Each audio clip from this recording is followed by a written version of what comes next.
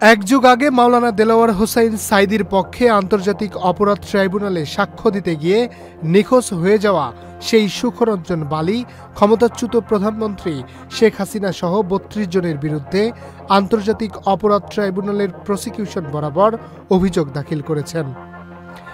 ২১ August সকালে আন্তর্জাতিক অপরাধ ট্রাইব্যুনালের চিফ প্রসিকিউটর বরাবর অভিযোগ দাখিল করে তিনি বিষয়টি সাংবাদিকদের জানান। শেখ হাসিনা ছাড়াও যাদের বিরুদ্ধে সুখরঞ্জন বালী অভিযোগ করেছেন তাদের মধ্যে উল্লেখযোগ্য হচ্ছেন সাবেক প্রধান বিচারপতি সুরেন্দ্র কুমার সিনহা, আন্তর্জাতিক অপরাধ ট্রাইব্যুনালের সাবেক চেয়ারম্যান বিচারপতি নিজামুল হক নাসিম, সাবেক আইনমন্ত্রী শফিক আহমেদ, আইন প্রতিমন্ত্রী কামরুল ইসলাম, ট্রাইব্যুনালের সাবেক বিচারক বিচারপতি এটিএম ফজলে কবির, ট্রাইব্যুনালের সাবেক তদন্ত কর্মকর্তা হেলাল উদ্দিন, পিরোজপুর ১ আসনের সাবেক সংসদ সদস্য একেএম আওয়াল, সাবেক চিফ প্রসিকিউটর সৈয়দ হায়দার আলী, সাবেক প্রসিকিউটর রানা দাস গুপ্ত, তৎকালীন তদন্ত সংস্থার প্রধান মোহাম্মদ সানাউল হক। সুখরঞ্জন বালী জামায়াতে ইসলামীর নেতা প্রয়াত দেলাওয়ার হোসাইন সাঈদীর যুদ্ধাপরাধের মামলায় অন্যতম গুরুত্বপূর্ণ সাক্ষী ছিলেন। তিনি ২০১২ সালের ৫ নভেম্বর ঢাকায় আন্তর্জাতিক অপরাধ ট্রাইব্যুনাল চত্বর থেকে নিখোঁজ হয়ে যান। সুখরঞ্জন বালী তার অভিযোগে বলেন, আমার ভাই বিশাব আলী বিশেশ্বর বালীকে ১৯৭১ সালে মুক্তিযুদ্ধ চলাকালীন সময়ে পাকিস্তানি সেনারা হত্যা করে। ওই ঘটনার প্রেক্ষিতে ২০১০ সালের জুলাই আগস্ট মাসের দিকে তৎকালীন আন্তর্জাতিক অপরাধ ট্রাইব্যুনালের তদন্ত কর্মকর্তা হেলাল উদ্দিন আমাকে পিরোজপুরের পারেরহাটের রাজলক্ষ্মী স্কুলে ডেকে ৭১-এ আমার ভাই বিশাব আলীর হত্যাকাণ্ডের বিষয়ে জানতে চায়। আমি তাকে প্রকৃত ঘটনা খুলে বলি, কিন্তু হেলাল উদ্দিন আহমেদ আমাকে আমার ভাইয়ের হত্যাকারী হিসেবে প্রকৃত হত্যাকারীদের নামের সাথে মাওলানা দেলাওয়ার হোসেন সাঈদীর নামও বলতে বলেন এবং তার বিরুদ্ধে ট্রাইব্যুনালে গিয়ে মিথ্যা সাক্ষ্য দিতে বলে।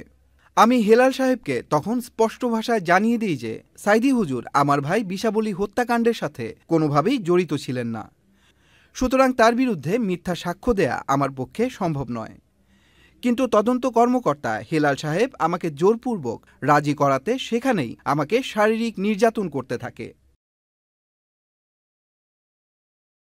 এরপর হেলাল উদ্দিন আমাকে মিথ্যা সাক্ষ্য দিতে রাজি করাতে স্থানীয় আওয়ামী লীগের এমপি একেএম আব্দুল আওয়াল, পৌর মেয়র হাবিবুর রহমান মালেককে ডেকে আনেন।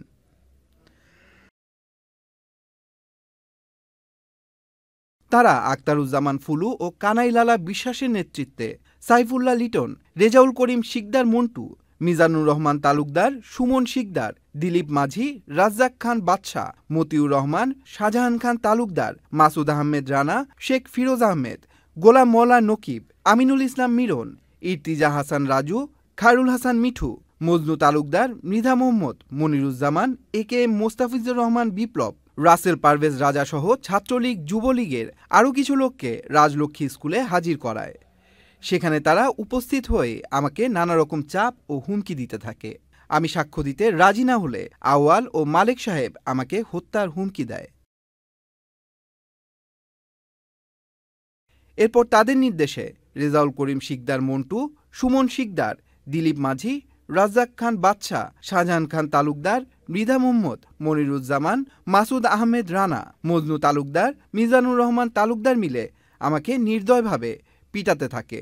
তাদের নির্যাতন শেষ হলে সাইদুল্লাহ লিটন, শেখ ফিরোজ আহমেদ, গোলাম মোল্লা নকিব, আমিনুল ইসলাম মিরন, মতিউর রহমান, ইর্তিজা হাসান রাজু, খায়রুল ইসলাম মিঠু, মোস্তাফিজুর রহমান বিপ্লবরা আমাকে চর থাপ্পড় ঘুষি মারতে থাকে ও লাঠি দিয়ে আমার শরীরের বিভিন্ন জায়গায় আঘাত করতে থাকে।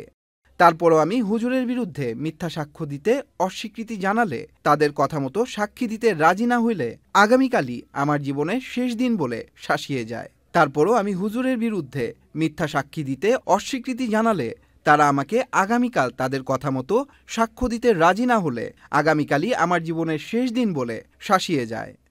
আমি তাদের হাত থেকে ছাড়া পেয়ে আত্মগোপনে চলে যাই। দীর্ঘদিন আমি বিভিন্ন বাড়িতে লুকাইয়া থাকি। হেলাল উদ্দিন, একেএম আব্দুল আওয়াল, হাবিবুর রহমান মালেক, আখতারুজ্জামান ফুলু, কানাই লালা বিশ্বাস, মিজানুর রহমান তালুকদারের নেতৃত্বে আমাকে করা নির্যাতনের অনেকদিন পর একদিন সাঈদী হুজুরের ছেলে জনাব মাসুদ সাঈদী আমার সঙ্গে যোগাযোগ করে এবং আমার ভাই বিষাবলী হত্যার প্রকৃত ঘটনা জানতে চায়। আমি তাকে প্রকৃত ঘটনা খুলে বলি।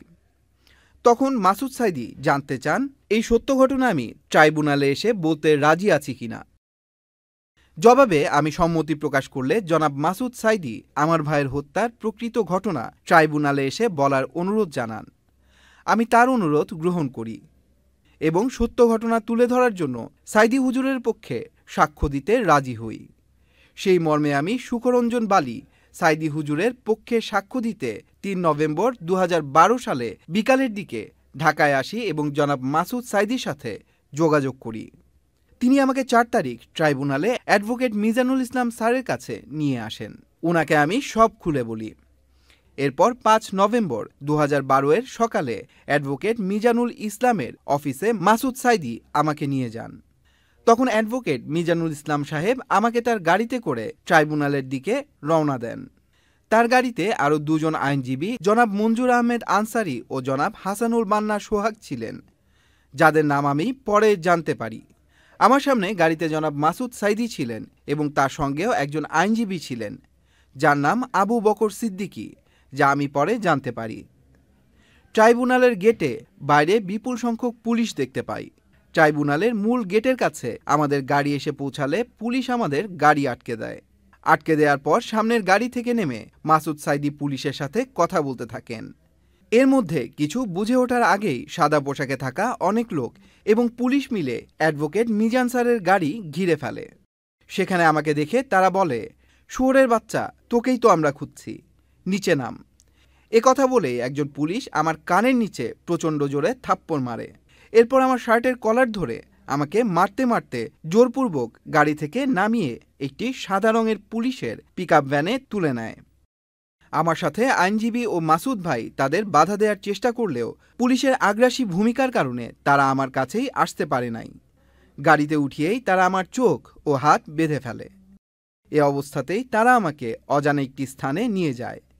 এটি ছিল একটি জানালাবিহীন অন্ধকার ঘর, যেখানে ২ মাস আমাকে বন্দি রাখা হয় এবং খাদ্য ও আলো থেকে বঞ্চিত করে প্রচণ্ড শারীরিক ও মানসিক নির্যাতন চালানো হয়। পরবর্তীতে আমাকে একটি কক্ষে নিয়ে যাওয়া হয়, যেখানে একটি ক্যামেরা ও আলো ছিল। সেখানে সাঈদী হুজুরের বিরুদ্ধে জোরপূর্বক স্বীকারোক্তি আদায় করা হয়। আমি স্পষ্টভাবে জানিয়ে দেই যে আমার ভাইয়ের হত্যার সঙ্গে সাঈদী হুজুরের কোনো সংশ্লিষ্টতা নেই এবং আমি প্রকৃত হত্যাকারীদের চিনি এবং তাদের বিরুদ্ধে সাক্ষ্য দিতে প্রস্তুত আছি। কিন্তু আমি তাদের কথা মতো সাঈদী হুজুরের বিরুদ্ধে মিথ্যা সাক্ষ্য দিতে রাজি না হওয়ায় তারা আমাকে দিনের পর দিন বৈদ্যুতিক শক, শারীরিক নির্যাতন করতে থাকে। আমার শরীরের এমন কোনো জায়গা নেই যেখানে তারা বৈদ্যুতিক শক দেয়নি। বিশেষ করে আমার গোপনাঙ্গে তারা বেশি শক দেয়।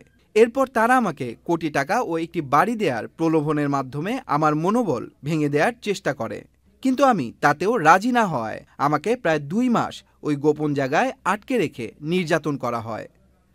তাদের চরম নির্যাতনের মুখে আমি অসুস্থ ও অজ্ঞান হয়ে পড়লে আমাকে বিভিন্ন সময়ে হাসপাতালে নিয়ে জরুরি ভিত্তিতে চিকিৎসা দেওয়া হতো। আমার জ্ঞান ফিরে এলে তারা আমাকে ওই গোপন স্থানে নিয়ে যেত।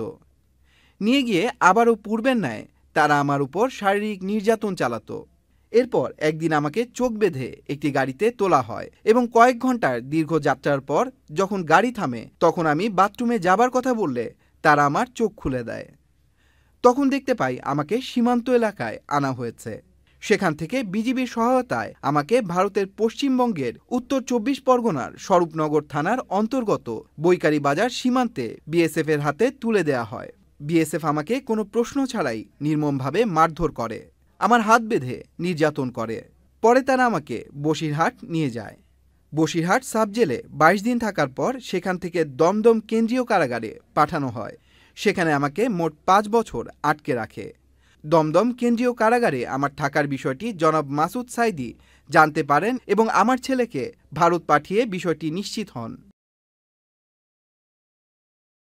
এরপর তারই উদ্যোগে এবং মানবাধিকার সংস্থা ও ভারতের সুপ্রিম কোর্টের সহায়তায় আমি কারাগার থেকে মুক্ত হতে সক্ষম হই। কারাগারে থাকার সময় বিভিন্ন আন্তর্জাতিক মানবাধিকার সংস্থা আমার সাথে কারাগারে সাক্ষাৎ করে এবং আমার নির্যাতনের বিবরণ নথিভুক্ত করে। দেশে ফিরে এলেও আমি পিরোজপুরের নিজ গ্রামে নিরাপত্তার কারণে যেতে পারিনি, বরং আত্মগোপনে নিজ জেলার বাইরে অবস্থান করি। আমি আমার ছেলে মেয়ের মাধ্যমে কারাগার থেকে মুক্ত হবার পর জানতে পারি যে আন্তর্জাতিক অপরাধ ট্রাইব্যুনালের গেট থেকে আমাকে অপহরণের পর আমার আইনজীবীগণ ট্রাইব্যুনালের বিচারকের কাছে তাৎক্ষণিকভাবে আমার অপহরণের বিষয়ে অভিযোগ দায়ের করেছিলেন। কিন্তু ট্রাইব্যুনালের তৎকালীন বিচারক এবং তৎকালীন চিফ প্রসিকিউটর, শাহবাগ থানার ওসি, রমনা জোনের ডিসি ও অন্যান্য ব্যক্তিদের সাথে আলোচনায় মিলিত হয়ে ষড়যন্ত্রমূলকভাবে সিদ্ধান্ত দেন যে আমাকে ট্রাইব্যুনাল প্রাঙ্গণ থেকে অপহরণ করা হয়নি।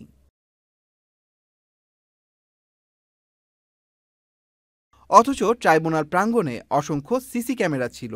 বিশেষ করে আমাকে যেখান থেকে অপহরণ করা হয়েছিল সেই গেটের সামনেই 2টি সিসি ক্যামেরা ছিল।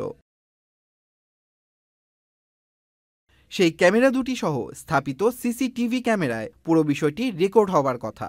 আমার পক্ষে আইনজীবীগণের দাবি সত্ত্বেও ট্রাইব্যুনালের চেয়ারম্যান নিজামুল হক নাসিব সিসি ক্যামেরার ফুটেজ দেখতে বা দেখাতে অস্বীকৃতি জানান।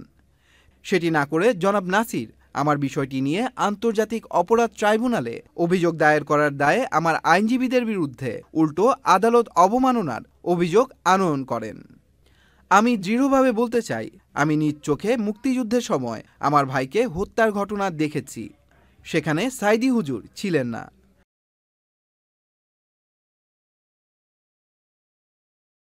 বিরোধী রাজনৈতিক শক্তিকে নিশ্চিহ্ন করার রাষ্ট্রীয় ষড়যন্ত্র হিসেবে আল্লামা দেলোয়ার হোসেন সাঈদীর রাজনৈতিক উদ্দেশ্যপ্রণোদিত মামলায় মিথ্যা সাক্ষ্য না দেয়ায় এবং সত্য সাক্ষী দিতে ট্রাইব্যুনালে আসার কারণে আমাকে গুম, অপহরণ, নির্যাতন এবং প্রায় 5 বছর ভারতে অবৈধভাবে কারাবন্দী করে রাখা হয়।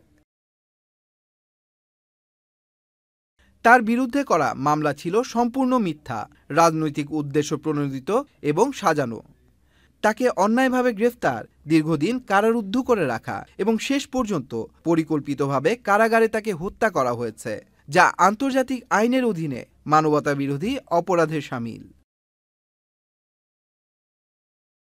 আমাকে গুম, অপহরণ, শারীরিক মানসিক নির্যাতন ও আমাকে জোর করে ভারতে পাচারের ঘটনা সবই ছিল পরিকল্পিত ষড়যন্ত্রের অংশ।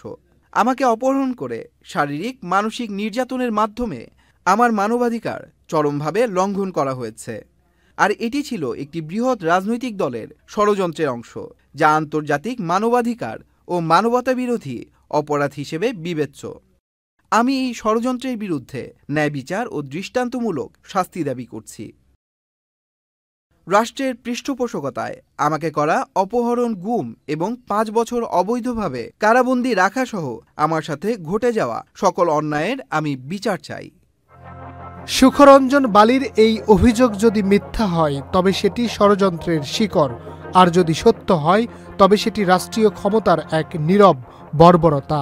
একজন সুখরঞ্জন বালির অভিযোগ যদি কোনো বিচার প্রক্রিয়ার ভিত্তিকে নাড়িয়ে দিতে পারে তবে সেই বিচার শুধু আইনগত নয়, তা রাজনৈতিক, নৈতিক এবং ঐতিহাসিকও। সত্য চাপা দেওয়া যেতে পারে, কিন্তু ইতিহাস সবসময় ফিরে আসে অন্য নামে, অন্য মুখে, অন্য এক বালির হাত ধরে। Harunur Rashid, channel I.